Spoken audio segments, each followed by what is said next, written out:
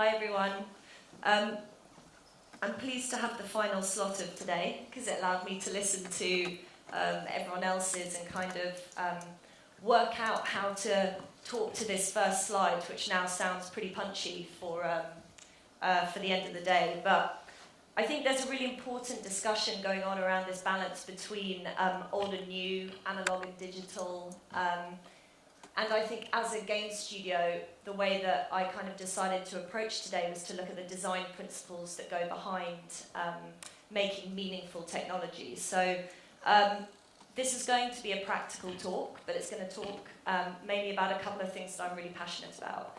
The first is meaningful application of technology.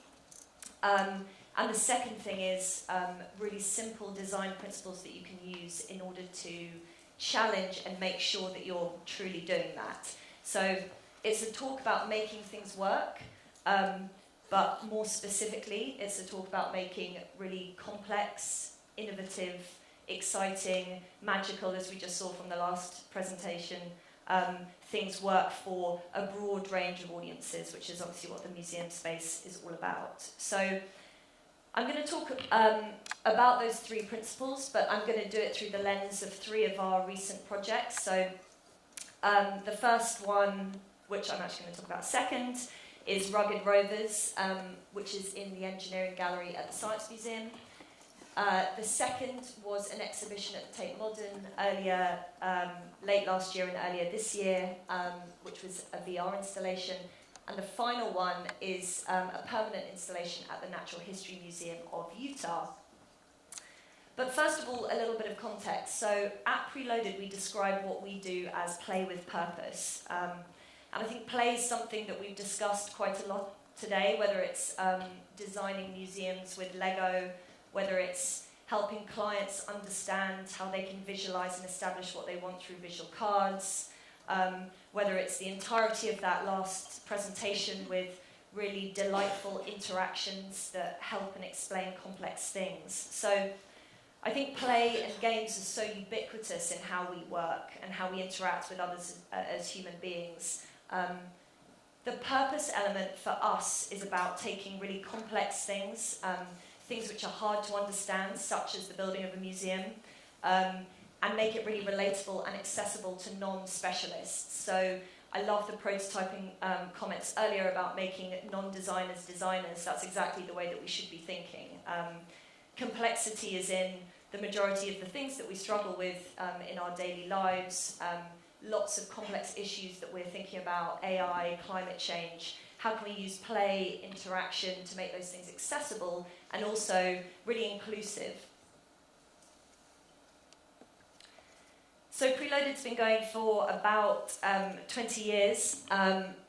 This was the first piece of work that we did for a gallery, which was in 2008.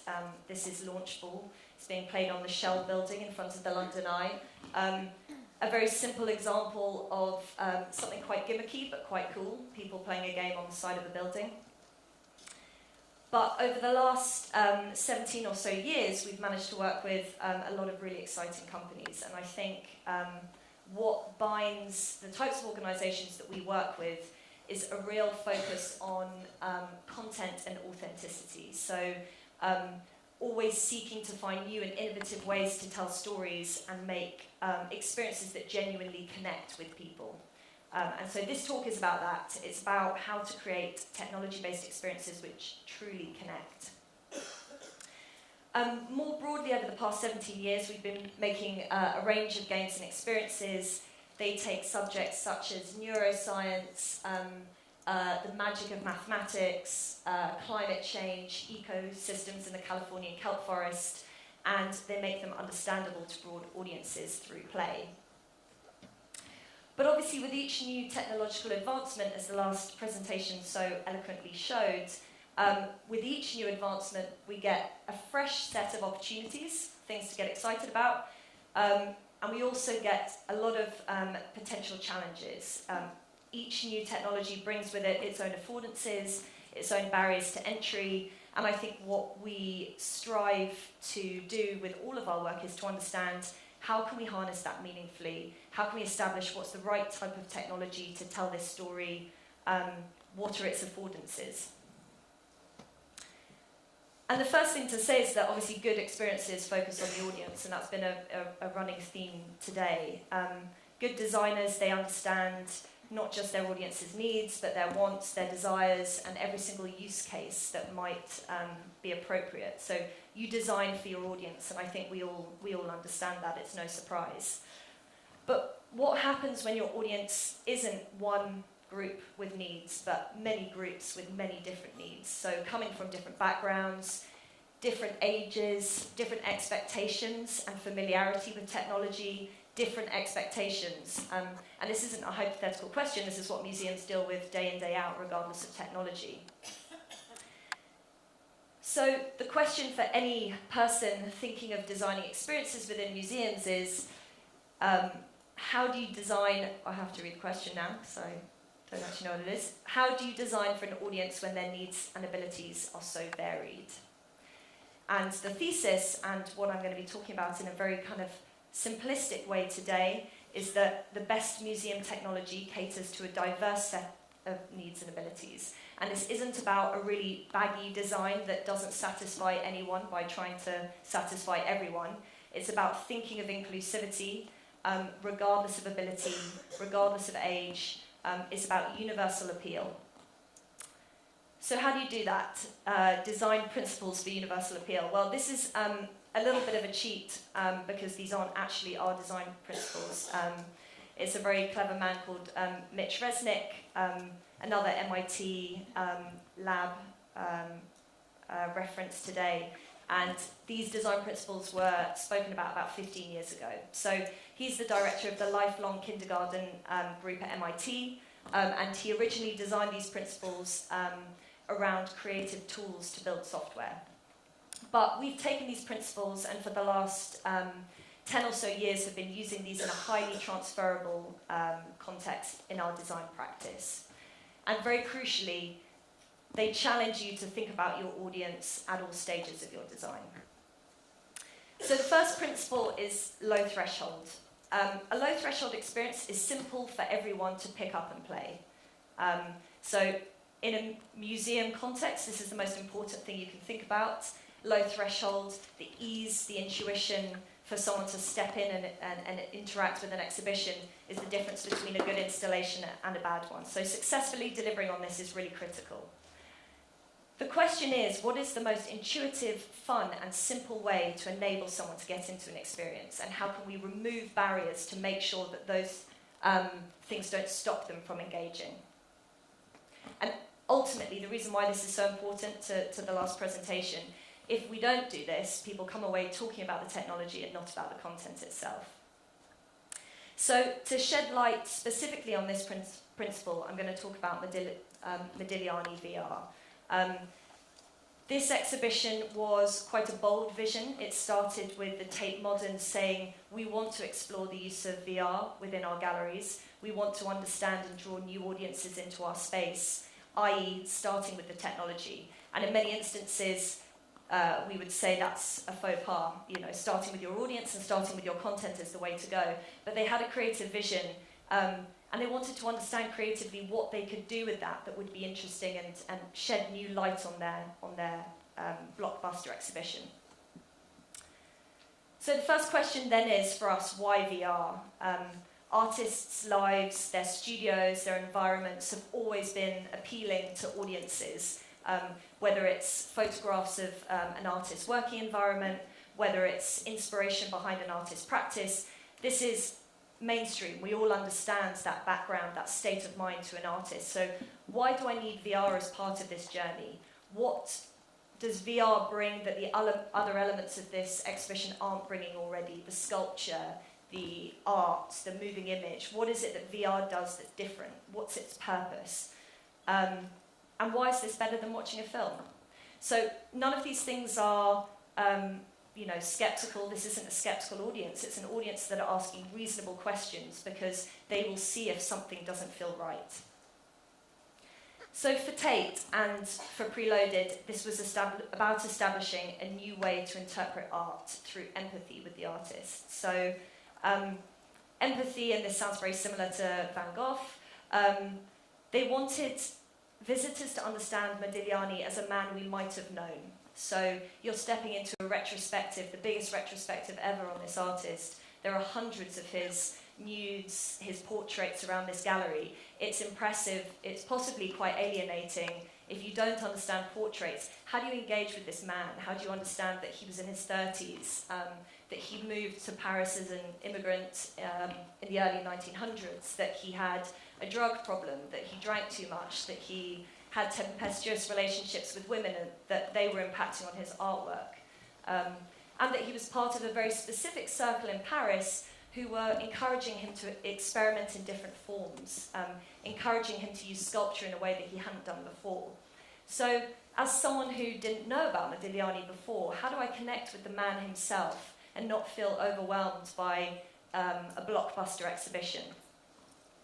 Very crucially, and something that's very familiar to lots of people, he also only moved into his proper home in his 30s. Prior to that, he'd basically been surfing around various different sofas in Paris. So Tate wanted existing visitors to think and feel differently about Modigliani. They wanted to see him in a new light. But they also wanted to bring younger audiences into the exhibition to say, yes, this is a retrospective of a man's life works, but ultimately he died in his 30s and there were lots of other influences in his life at that time. So it's about empathy. And I think that's something that VR can do very, very brilliantly when done thoughtfully. So here is a video. The Modigliani retrospective here at Tate Modern takes you through the whole range of Modigliani's work. And when we go into the exhibition, we see paintings, we see sculpture, we see drawings by one of the most important artists of the 20th century. And yet, through the virtual reality, we start to get a real sense of environment. Part of the Modigliani exhibition will be a virtual reality experience where they're recreating Modigliani's studio from 1919.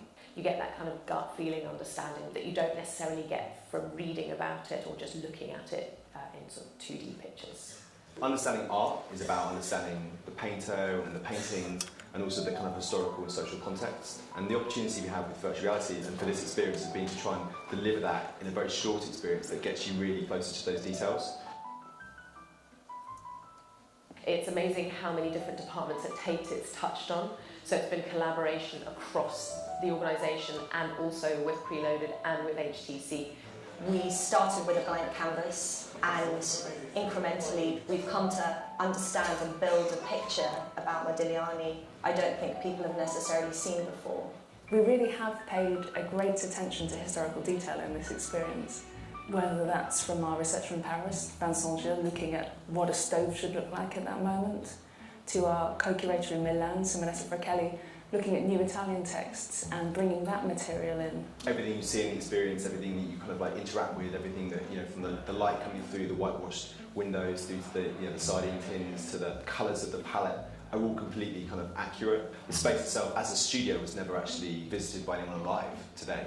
Working with the VR team has been an incredible experience for me. So I've been very impressed with the way that they can take something that's 100 years old and then recreate it in a 21st century virtual setting. The thing I enjoyed most was bringing the space to life. There were over 60 objects within the scene and each model was taken from research and first-hand accounts.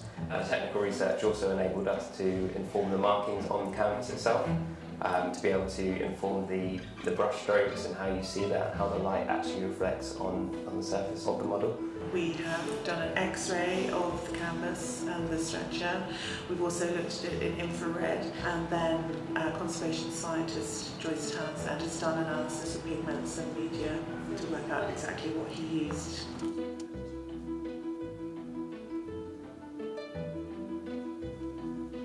The Ochre Atelier is an integral part of the exhibition. It does enhance the conclusions that you draw. The sort of forensic level of historical research that's gone into this can really offer depth and accuracy and bring something else to the table. This has been something really new for us, and it's been exciting to push those boundaries.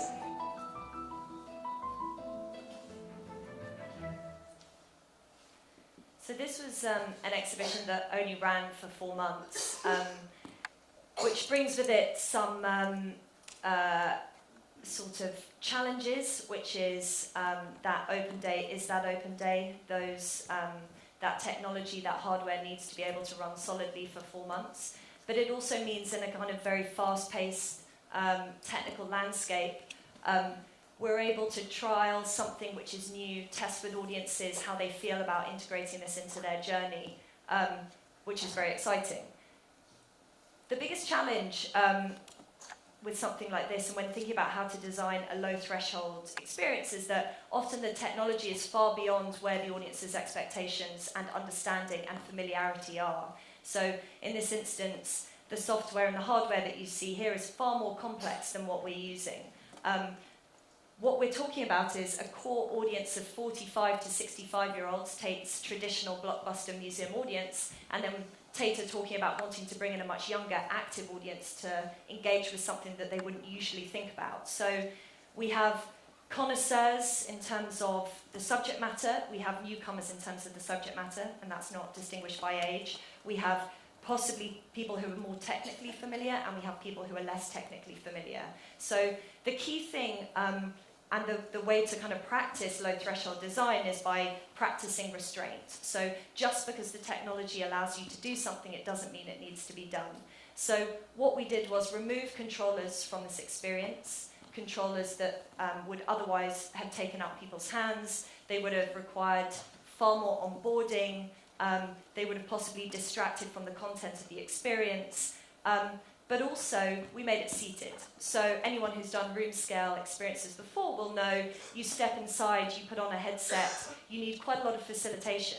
And coming back to a point Steve said earlier, and I think the quote was, this isn't for someone like us, or this isn't for someone like me. Most people who we tested with within the first 2 weeks of the experience said, oh, this looks fabulous, but it's probably not for me. So when we asked people to stand up and move around, they said, oh, I can see that, and I'm sure it's absolutely brilliant, but it's not for me. And immediately you start to see, well, if it's not for you, then who's it for? Because Tate's target audience would predominantly be 45 to 65-year-olds. So I think there's something about saying we can practice restraint and create an experience that is just as magical, just as in line with the audience's understanding, but not, prioritize their comfort at the same time.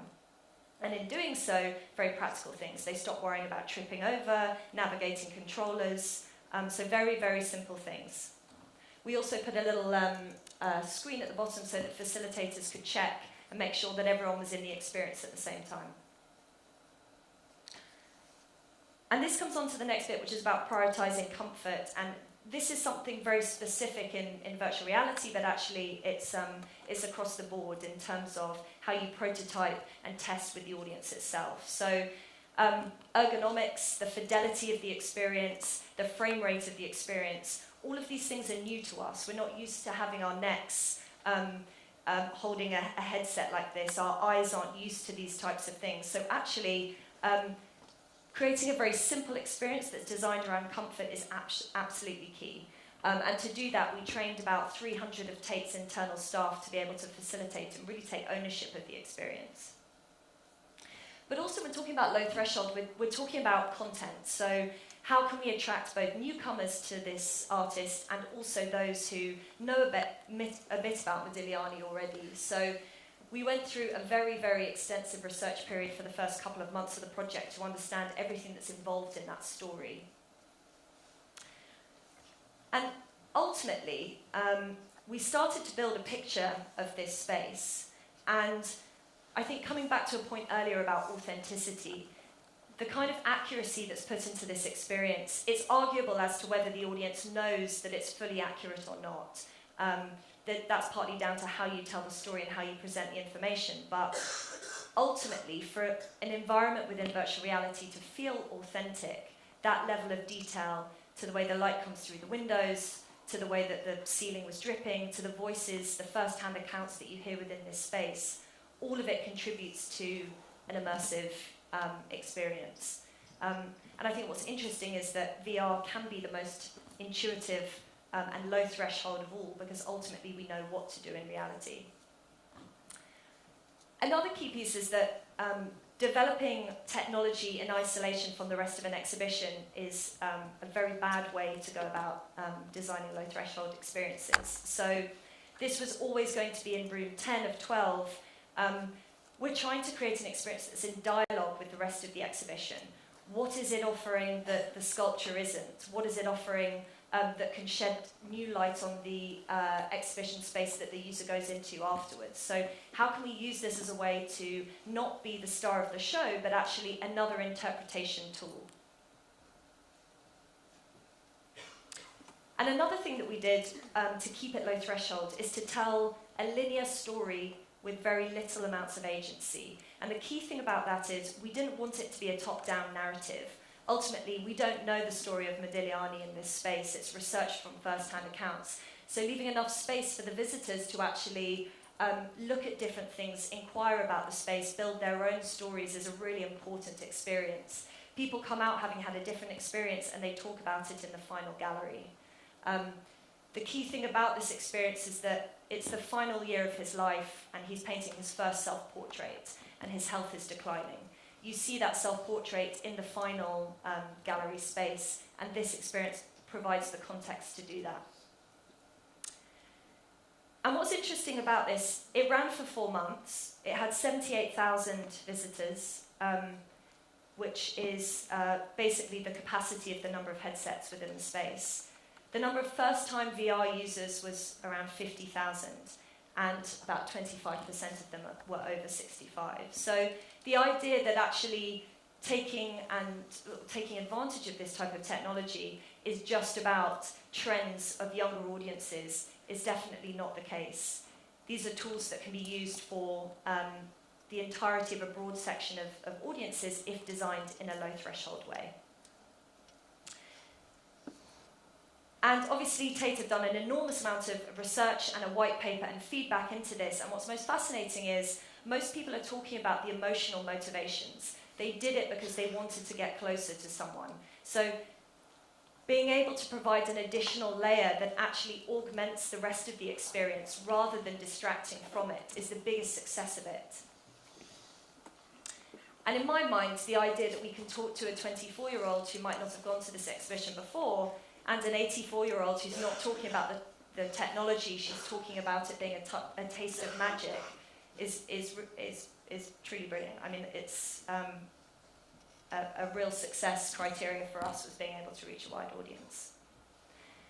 So to summarize, low threshold is about practicing restraint, it's about removing barriers to entry, it's about making failure fun, not something that we had to do a lot of in this experience because it was quite a guided experience.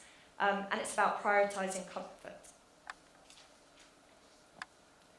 So the second principle, and I guess one that's the reason why most people come to museums, is high ceilings. So we interact with exhibits and we go and explore our cultural surroundings because we're curious. And curiosity is fueled by things like reward, tactility, feedback, achievement, and not in a very gamified sense of the word, just in a sense of human interaction. So a high ceiling experience is one that's designed to be rewarding for anyone. It's an experience that scales in complexity depending on whether you are 5 years old or 50 years old. And this is a really hard thing to do. And again, not every exhibition is talking to all of these principles. But the best example of a high ceiling activity is a pen and paper. So, you know, a 5-year-old can pick it up and draw stick men,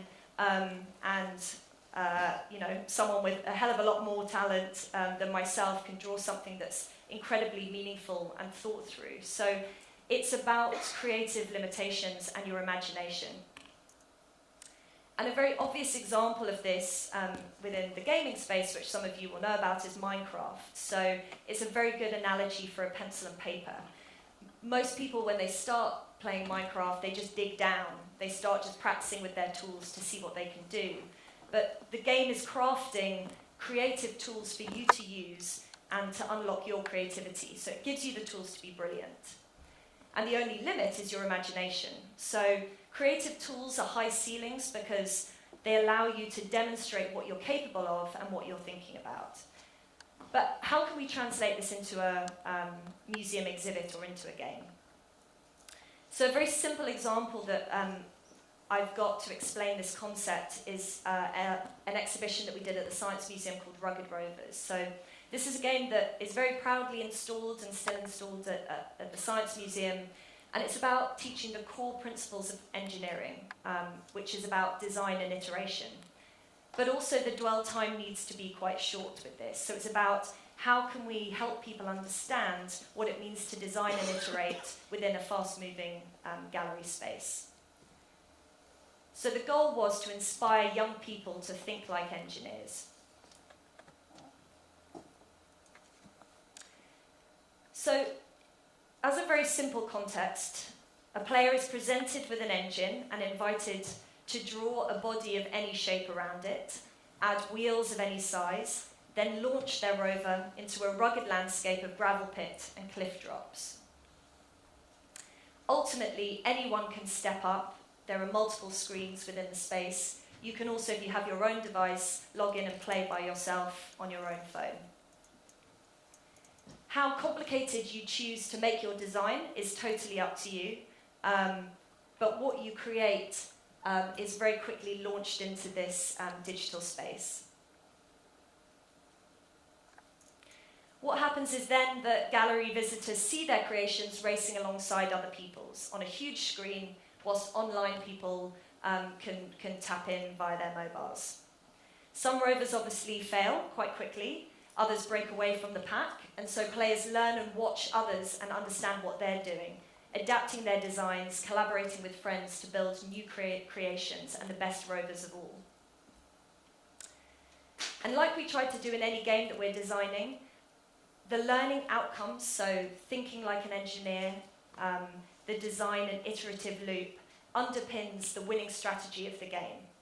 So if you continue to iterate your design, and this just shows the core game loop here, some early concept work, some scamp illustrations in the middle, and some later on visualizations. That core loop, very simple loop of encouraging people to go back, try again, test and iterate, is in itself teaching people those core components. So we designed a very tight game loop that can be played for 1 minute and is delightful, or 39 minutes as one person did. So it's all about trial and error. And this image encapsulates what a high ceiling experience can look like. It's about scope for mastery. So with good design, the player learns how to play very quickly, but ultimately, the longer they play, the more value they get out of the experience. And that comes with a healthy dose of trial and error. So this is a permanent exhibit. It actually has around an average 16-minute session length, which seems very high to me, and I might need to check. 300,000 rovers are drawn every month, and on average about 4 rovers per session. And that's the kind of key bit of learning here, is that ultimately by going through this iteration and learning as they go along, they are picking up those skills. So how can you reward players with varying abilities? It's about scope for mastery, it's about providing emergent complexity, and it's providing rewards for everyone.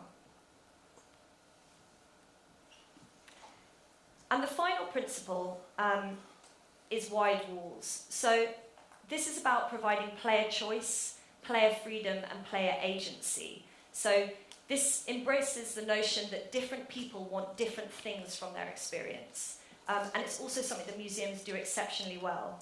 So the question here is, how can we design an experience that puts player volition at its heart? And ultimately, museums and the layout of spaces and the conception of an exhibition is designed to do this already, so provide something different for everyone. Visitors have choices. So using the Science Museum as an example, they deliver high ceilings through a combination of object-led interpretation, but also screen-led activities, group play, physical play. None of these things are seen in isolation. They're seen as offering different people different ways of connecting with the same subject matter. In the same way that lots of people will have missed out the VR section of Modigliani, a lot of people, that will be their way into the subject matter. So a useful example that I wanted to share for this is, our climate change game that we launched at the Natural History Museum of Utah. So this is a permanent exhibition. It has 5 terminals at the heart of the History Museum, and it's about encouraging conversation and ultimately driving behaviour change through collaborative play. So the Natural History Museum of Utah wanted to disrupt people's thinking about climate change and create a collaborative and multi-generational game because their audience is very diverse. And the target was about 3 minutes of play, but with a strong replay value. And for the Natural History Museum of Utah, the biggest challenge they have is mental models around climate change. So these mental models are things that create denial, fear, and overwhelm because the subject matter is so complex. When we know this exists in our day-to-day lives, and all of us do, how do we actually start to understand what the impact of that is and what we can do to change it? And this is where games are brilliant ways of conveying that. So we wanted to design an experience that broke those models and focused on the impact of climate change within Utah, so gave it a personal relevance. And here's what we made.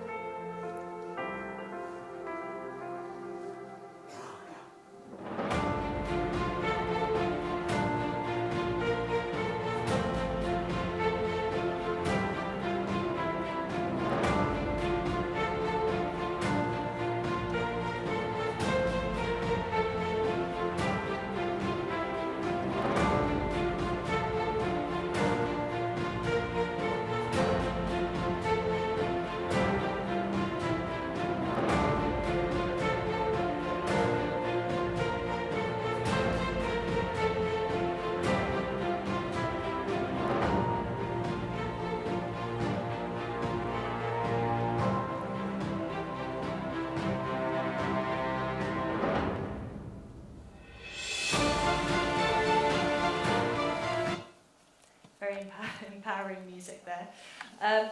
So this experience is ultimately an open sandbox, and an open sandbox, slightly similar to Minecraft in the previous example, is what Wide Walls is all about. So it's left in the hands of the audience to establish what the shape of Utah's future is going to be. And the way that you create a wide-walled experience is by saying anyone who steps up to this terminal is going to want to play and operate in a slightly different way. So how can we reflect that and make sure that people's personal playing styles feel supported and unique to them? But everyone has the same goal. So ultimately, the goal is to keep climate change under control whilst meeting the needs of Utah. But how users get there is up to them. So Wide Walls is about offering and supporting different play styles, and in doing that, offering them different choices that they can make. Each choice that you make when you step up to the terminal needs to be weighed up in a sense of cause and effect. So if you build an intensive farm, that may be good for food production, but it might be really bad for the environment. So what are you going to do? And having asymmetrical stories and choices that people make both drives the conversation, but it creates this sense of collaboration, because my impact on my visitor to my right is seen, and vice versa. And equally, bad choices accumulate, which can cause natural disasters, which will reverse progression for everyone. So what's interesting about this kind of open sandbox and real-time environment is that it only goes back to the beginning every 24 hours. So as I step up to the terminal, I'm dealing with the repercussions of the people who have stepped up before me. And there's a nice sort of emulation of the life in which we lead today, which is that these disasters will remain and stay there unless people step up and start making choices which counteract those things. Ultimately, we put a lot of trust and confidence in the audience rather than spoon-feeding them. And this is something key to Wide Walls design, is that there isn't a there may be a fixed goal, but how you get there is different, and whether you get there is not necessarily true. So if you understand the impact of your choices, you will feel more responsibility to do good.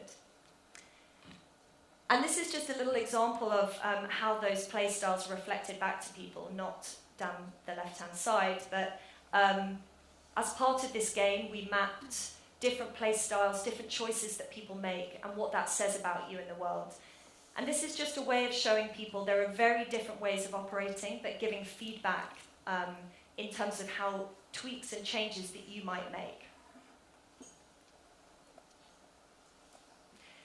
And during our paper prototyping, another thing that we established was that a lot of people like to save the day. They like to be the hero in these examples. So when doing so, other people would step up and would collaborate, and they would also praise them and congratulate them for doing something well. So we crafted these hero moments into the game. So now and again, someone will step in and stop a wildfire, and ultimately everyone then joins together. And I think this is the kind of key part of this exhibition was, critically, you start to understand through playing the game that you're not going to solve these problems by yourself, and that collaboration is key.